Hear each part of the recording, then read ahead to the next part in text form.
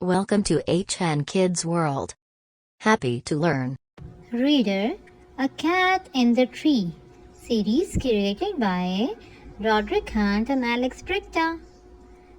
Biff, Chip, and Kipper's stories.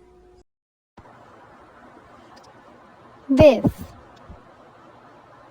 Chip, and Kipper. Floppy barked at the cat. The cat ran up a tree. Biff was cross with Floppy.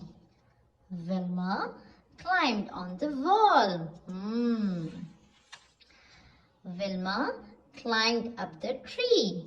She couldn't get the cat. Wilma couldn't get down. Wilma's dad was cross.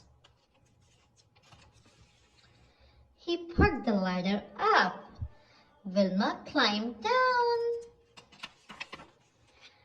Wilma's dad climbed the tree.